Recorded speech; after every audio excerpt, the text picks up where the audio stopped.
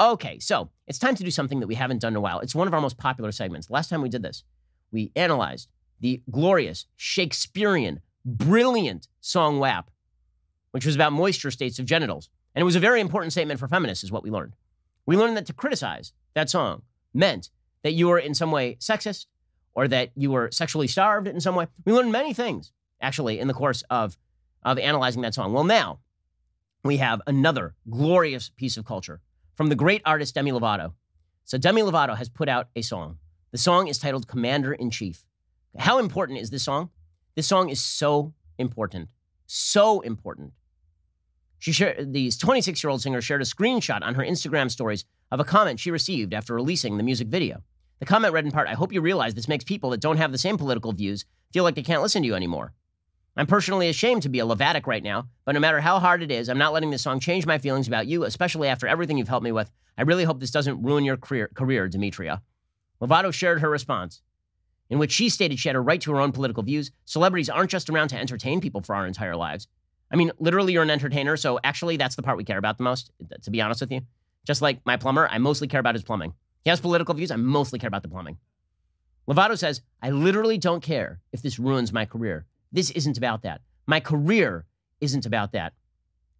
As much as I would like to be sad that I disappointed you, I'm too busy being bummed that you expect me, a queer Hispanic woman, to silence my views and beliefs in order to please my audience." I mentioned bravery earlier on the show. The stunning bravery. Both stunning and brave. How could it be so stunning and so brave? I mean, it's just, frankly, sometimes you're just in awe at the bravery and the stunningness of the stunning bravery. And this is one of those times. A Hollywood starlet, a musical star in the Hollywood firmament, put out a song about how Trump is bad. Guys, she doesn't care if it ruins her career. The risk to her career is so grave right now. I mean, I cannot think of a bigger career risk than being in an industry where literally everyone wishes that Trump were dead. And you saying that you don't like Trump. The career risk there is insane. I cannot wait for Demi Lovato's next song, "I Like Gay Marriage." That's going to be like, oh my God, the career risk in Hollywood saying that she likes gay marriage? Wow. How about her album? It should be called "Racism is Bad." And everybody will be like, oh my God, she said it. Finally, someone said it.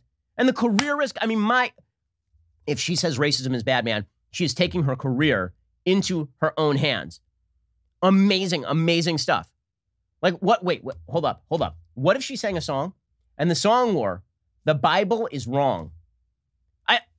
In Hollywood? Wow, the blowback. But she said something even more controversial than any of those things. Donald Trump is a mean, bad orange man who's fat, orange, and mean. And you are not allowed to say that in Hollywood. If you talk about somebody who's really taking a risk, somebody who's really stepping out front, willing to take the slings and arrows of outrageous fortune in order to defend a belief system that is deeply unpopular with her peers, it is Demi Lovato in Hollywood saying that Donald Trump is a mean, bad man. So she put out this song.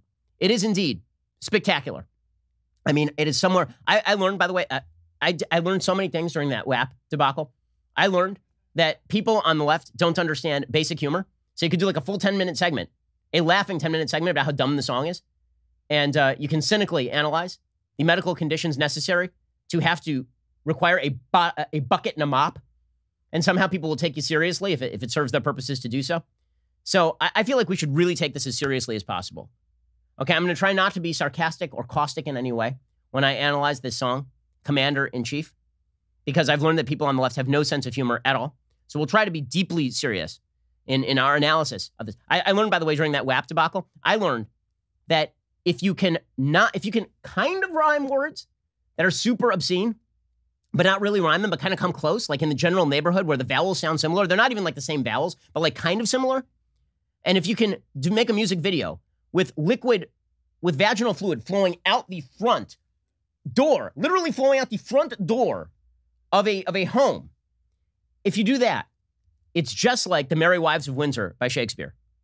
This is what I learned. I learned that this was like a cross between Shakespeare and Beethoven. That's what I learned. So, our standards have been set quite high here. So we'll see if Demi Lovato can hit those standards. Here is Demi Lovato warbling Commander-in-Chief, which I haven't I'll be honest with you. I've only seen some of the lyrics. I haven't actually listened to the song, but I can guarantee you that because it's so stunning and so brave, it is also artistically incredible. Before I even listen to it, I know that it is a piece of artistic genius. I know that when we write the list of songs that aliens 1,000 years from now will look at when they try to discern the best of human civilization, this will be up there. It will be like Beethoven's Ninth Symphony. It will be Hamlet, and it will be Demi Lovato's Commander-in-Chief. I haven't even listened to it yet, but I know because of the bravery, because it is just so brave. So here's some bravery being super brave, courageously courageous, stunning. Go. It's already great. Nothing's happened yet, but it's already... Oh, close-ups of people. Close-ups of diverse people. Were you ever taught when you were young? That girl sounds just like Demi Lovato. If you mess with things, selfishly, they're bound to come undone. Oh, I get it. She's lip syncing it. That's been affected and resented every story you've spun, and I'm a lucky one. Wow, that old white guy sounds exactly like Demi Lovato. Suffered enough, haven't they suffered enough? He's wearing a MAGA hat too.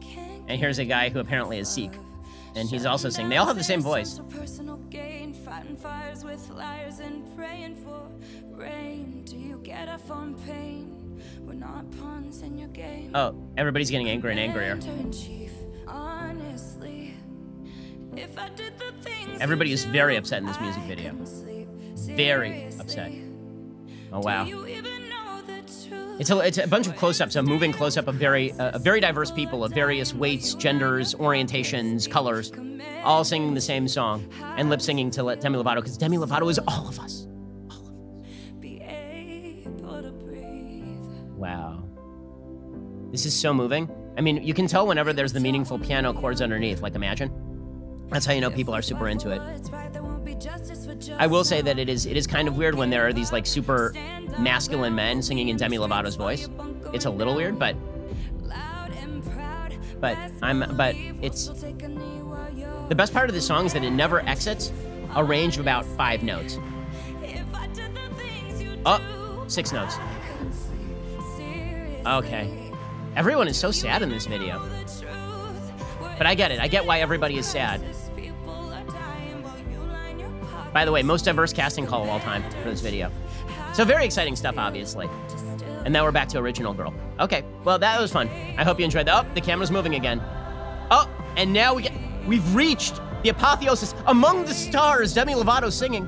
Among the stars. Everybody else is against a black background, but Demi Lovato is all of us. She's like a godlike figure placed amongst the stars as we close in on her face. She's also very upset, Demi Lovato.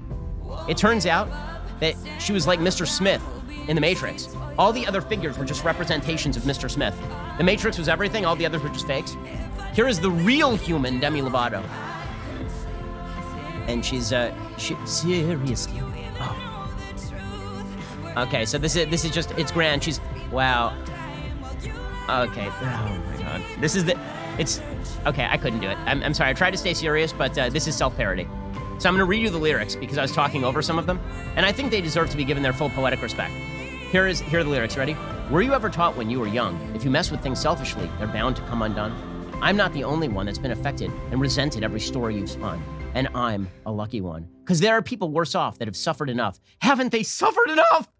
But you can't get enough of shutting down systems for personal gain, fighting fires with flares and praying for rain. Do you get off on pain? We're not pawns in your game. Commander-in-Chief, honestly, if I did the things you do, I couldn't sleep. Seriously, do you even know the truth? We're in a state of crisis. People are dying while you line your pockets deep. Commander-in-Chief, how does it feel to still be able to breathe? Well, that changes everything. Because what I got there is a compelling case that Donald Trump is a big meanie who does mean things and is really mean. Well, mind blown. Mind blown. Mind blown. She explained to CNN, we have to turn up and vote because it's so important our voices are heard. And honestly, for me, whether you're a Republican or a Democrat, just get out and vote. No, I don't believe you. I don't believe you. I don't think you want Republicans voting. She said that her inspiration for the song was this. There's been so many times I've wanted to write the president a letter or sit down with him and ask these questions. And then I thought, I don't really actually want to do that. Yeah, I know, because you might get an answer. And I thought one way I could do that is writing a song and releasing it for the whole world to hear. Then he has to answer those questions to everyone and not just me. Oh, By the way, this song was co-written with Julia Michaels, Justin Tranter, and Aaron Kanata. This is one of the things that I love most about our current musical scene, is that it takes 4 writers for that. Beethoven did all 9 of his symphonies by himself. Shakespeare did all of his plays by himself. That took 4 writers. Slow clap for the bravery and the stunningness. Well done, Demi Lovato. You've changed the world. A groundbreaking piece of culture that put your entire career at risk. Man. Wow, that was just, there are no more words. There are no more words. There's only the heartache of knowing Commander-in-Chief. I hope you enjoyed that clip from The Ben Shapiro Show. If you did, go ahead and hit the subscribe button so you stay up to date on all of our future content.